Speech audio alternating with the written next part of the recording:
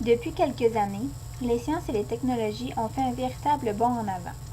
Les humains de 2012 ont désormais des valeurs très différentes. Les changements au niveau technologique ont complètement révolutionné certaines pratiques. Maintenant, il existe de nouvelles techniques de reproduction assistée. Cela entraîne une lutte sans merci contre l'infirmité et les maux dont sont atteints les humains. Ce serait probablement un remède miracle contre la stérilité. En fait, différents types de clonage sont maintenant possibles, soit le clonage humain reproductif et le clonage thérapeutique. Ces pratiques entraînent une grave controverse au niveau éthique. L'utilisation de cellules souches engendre plusieurs remises en question et problèmes concernant les valeurs morales et les droits de l'homme. Certaines personnes croient qu'il est juste de sacrifier un embryon potentiel à des fins scientifiques pour permettre à la science de progresser davantage et possiblement de sauver plusieurs autres humains. Le débat éthique persiste depuis déjà plusieurs années. Il est primordial de se pencher sérieusement sur la question. D'abord, qu'est-ce que le clonage total ou plus communément appelé le clonage reproductif? C'est lorsqu'on reproduit complètement un être vivant. Jusqu'à aujourd'hui, aucun humain n'a complètement été cloné. Par contre, le clonage total des animaux est possible et légal. En 1997, des scientifiques ont donné naissance à un brebis nommé Dolly. Pour arriver à un tel résultat, ils ont dû faire des milliers d'essais. Cette technique de clonage comporte un grave inconvénient, c'est-à-dire que les animaux clonés ne survivent pas très longtemps, car ils développent des maladies prématurément et font face à des problèmes génétiques. Poursuivons maintenant avec le clonage thérapeutique. Il consiste à créer une cellule qui elle-même sera capable de créer un tissu humain. Ainsi, on prélève une cellule somatique sur un patient, on en extrait le noyau et on y insère un noyau d'ovule non fécondé. La cellule somatique possède la capacité de se diviser, mais ne pourra jamais créer de la matière comme des tissus. Par contre, l'ovocyte permet à l'embryon créé de se développer dans les cellules souches spécialisées qui pourront par la suite être prélevées pour créer des organes et des tissus humains. Puis, terminons avec les différents droits de l'homme ainsi qu'avec quelques valeurs. Les techniques de clonage poussent les gens à réfléchir sur certains aspects comme la liberté de choix, le respect du patrimoine génétique, la dignité humaine et plusieurs autres. Les enjeux moraux. Le clonage humain comporte divers enjeux moraux au niveau du clonage reproductif, qui est un peu plus farfelu. Par contre, le clonage thérapeutique comporte des enjeux plus sérieux. Premièrement, questionnons-nous sur le clonage reproductif. Est-il moralement acceptable de permettre à des parents qui ne peuvent pas avoir d'enfants, soit des homosexuels ou simplement infertiles, d'avoir recours au clonage? Pourquoi ces personnes n'auraient-elles pas le droit d'avoir des enfants pour combler un besoin essentiel? Voici des questions très controversées. Certains croient que le clonage est positif, car cette méthode leur permettrait de pouvoir procréer et fonder une famille, comme les autres, et certains croient qu'il serait totalement immoral au niveau éthique d'envisager une telle solution. Quels sont les inconvénients concernant ce type de clonage? Quels risques court l'humanité si cette pratique devient possible sur les êtres humains? En évaluant ce type de questions, on en déduit que ce serait probablement une catastrophe planétaire. Les gens seraient parfaits. Il n'y aurait donc plus aucune place pour la diversité. Dans quelle direction l'humanité se dirige-t-elle? Ensuite, tournons-nous vers le clonage à visée thérapeutique, qui entraîne aussi beaucoup de dilemmes éthiques. Cette technique comprend une étape qui se nomme le blastocyte. C'est le stade précoce de l'embryon. Qu'en est-il du sort réservé à cet embryon? S'agit-il d'une simple matière organique ou faut-il la considérer comme un potentiel humain? Ces questions alimentent plusieurs débats et se prêtent à une analyse utilitariste, c'est-à-dire qu'il faut tenir compte des différents principes de cette théorie éthique. Cette théorie suit un principe fondamental qui est la recherche du plus grand nombre de bonheur et compte aussi plusieurs autres aspects qui seront abordés un peu plus tard. La création de ce type de matière organique pourrait peut-être un jour permettre à des femmes de procréer si elles étaient insérées directement dans l'utérus. Cela pourrait aussi permettre la création de tissus permettant la reproduction d'organes. Cette technique est-elle moralement acceptable? Est-il correct de réserver un sort plutôt morbide à un embryon, même s'il est à un stade précoce, ou est-il préférable de produire des organes qui pourraient sauver d'autres personnes? Il s'agit d'un choix aussi controversé et quelque peu égoïste, c'est-à-dire que plusieurs humains pourraient être sauvés ou guéris. Mais d'un autre côté, un humain en pleine forme qui ne peut pas s'exprimer doit périr? Comment prendre la meilleure décision? Il faut être honnête. L'embryon ne peut pas faire respecter ses droits ainsi que ses valeurs. Par contre, l'homme en possède l'occasion. Selon vous, le clonage porte-t-il atteinte à la dignité humaine ainsi qu'au patrimoine génétique? Cela dépend de la vision de chacun. Mais qu'en est-il des aspects positifs de ces différentes techniques? Quel rôle doit jouer l'État concernant le clonage humain ainsi que face à toutes les répercussions possibles? Par exemple, permettre à des couples d'avoir des enfants, réduire les dépenses gouvernementales dans le domaine de la santé, nous nous retrouvons toujours devant un immense dilemme moral concernant le clonage humain et nous concernant le clonage des animaux. Les théories. Le clonage humain soulève plusieurs théories éthiques au niveau philosophique. Nous pouvons constater que ce problème oppose et lie en même temps les scientifiques et les philosophes. Premièrement, la théorie éthique utilitariste caractérise bien ce sujet et les différents questionnements qui y sont reliés. Le clonage reproductif permettrait de minimiser les souffrances des gens car il pourrait permettre à certains couples d'avoir des enfants.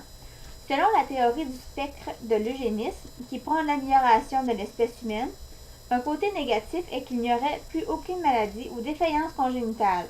Nous vivrions dans un monde parfait. Par contre, le clonage à visée thérapeutique permettrait aussi la création d'organes. Donc, il n'y aurait plus de liste d'attente pour une greffe dans les hôpitaux. Évidemment, il y aurait des conséquences au niveau économique, génétique et personnel. Il faut aussi tenir compte légèrement de la théorie de Kant qui comporte un certain parti d'impartialité. Pour être plus précise, il croit lui aussi que chacun compte pour un. Selon cette théorie, toute cellule humaine, même un blastocyte, soit un embryon à un stade très précoce, compte pour une personne. Donc il serait éthiquement inacceptable de pratiquer le clonage thérapeutique qui vise souvent à la destruction d'un embryon. De plus, les scientifiques utilisent souvent la technique de l'essai et de l'erreur, ce qui entraîne la mort de centaines de milliers d'embryons. Ensuite, selon l'utilitarisme, il est primordial d'évaluer la moralité et l'utilité d'un tel acte afin de déterminer l'ensemble des conséquences. Si les embryons et les cellules organiques créées et utilisées à des fins scientifiques sont considérés comme des êtres vivants, il y aurait un flagrant manque de respect ainsi que des conséquences au niveau des règles morales et non se fier à de simples hypothèses scientifiques. Chaque être vivant devrait pouvoir s'exprimer librement et être en mesure d'émettre son propre consentement. Ce n'est évidemment pas le cas d'un embryon. Il faut se demander si la vie représente un caractère sacré, une théorie que l'Église défend avec ardeur. Cette thèse attribue à l'embryon le statut d'être humain intégral ainsi que tous les droits moraux qui s'y rattachent dès sa conception.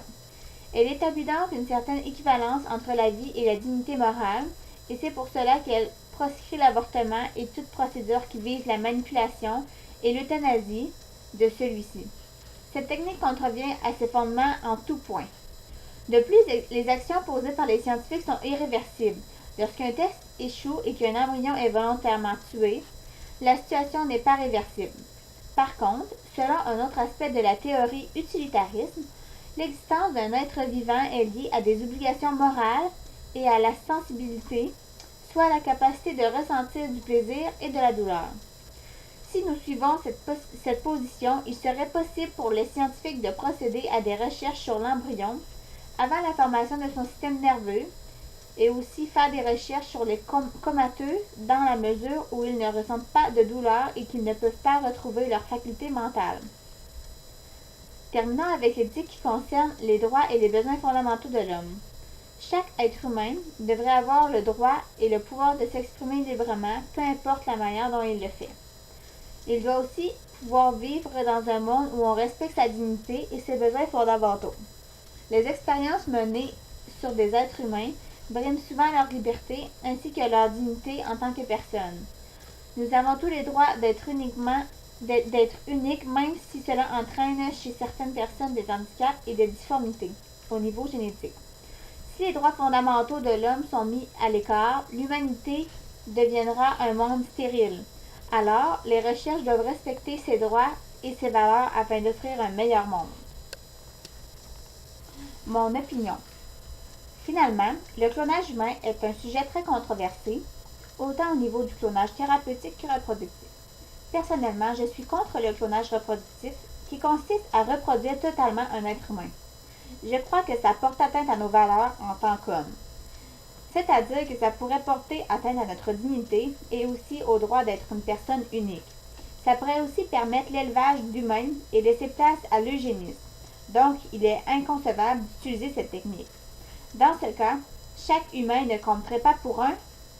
Nous serions considérés comme une simple marchandise sans importance.